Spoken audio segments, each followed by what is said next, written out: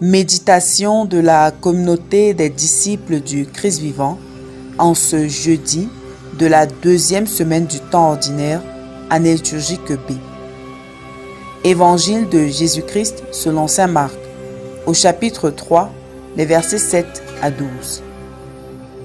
En ce temps-là, Jésus se retira avec ses disciples près de la mer, et une grande multitude de gens, venus de la Galilée, le suivirent.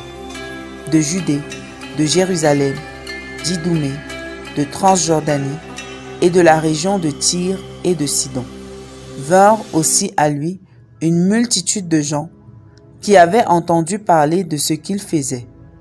Il dit à ses disciples de tenir une barque à sa disposition pour que la foule ne l'écrase pas, car il avait fait beaucoup de guérisons, si bien que tous ceux qui souffraient de quelque mal se précipitaient sur lui pour le toucher. Et lorsque les esprits impurs le voyaient, ils se jetaient à ses pieds et criaient : « Toi, tu es le Fils de Dieu. » Mais il leur défendait vivement de le faire connaître. Acclamons la parole de Dieu. Tous ceux qui souffraient de quelque mal se précipitaient sur lui pour le toucher.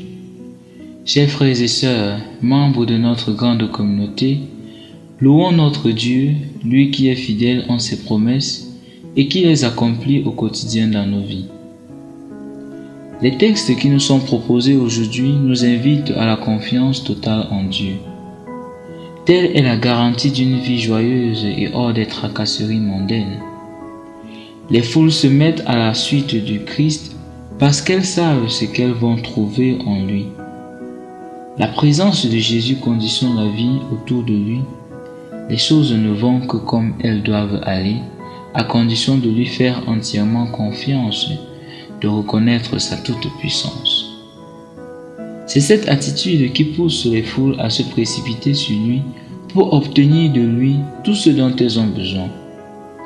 Jésus est ici comparable, en termes purement humains, à un composé chimique qui interagit avec un autre, la confiance que nous lui portons, pour nous donner ce qu'il faut et à la mesure qu'il faut. La vie chrétienne tout entière doit être fondée sur la confiance totale en Dieu. Autrement, il s'agirait de tout sauf d'une vie chrétienne.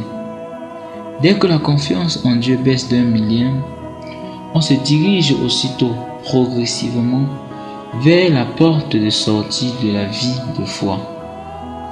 En effet, on prête attention au vent contraire qui secoue la barque de la foi dans laquelle nous nous trouvons, et à cet instant, comme ce fut le cas pour Pierre, nous enfonçons. Par contre, quand la confiance en Dieu se solidifie, notre puissance est unie à celle de Dieu et nous sommes capables de déraciner les arbres pour les planter dans la mer. Le Christ nous a offert un trésor, lequel se trouve dans l'Eucharistie. De nos jours, il est donc facile de rencontrer le Christ et de renforcer notre confiance en lui. En effet, ce n'est jamais nous qui allons à la rencontre de Dieu. C'est Dieu lui-même qui vient à notre rencontre.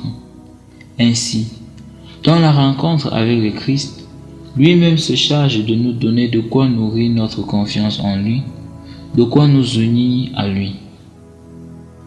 La messe, comme l'adoration eucharistique, nous permettent donc non seulement de nous réapprovisionner, mais surtout de nous unir de façon durable à la volonté de Dieu.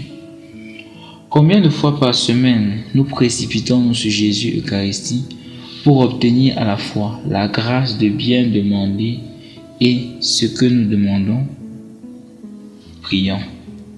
Seigneur, accorde-nous la grâce de reconnaître en toi le Dieu Tout-Puissant afin de nous soumettre entièrement à ta volonté.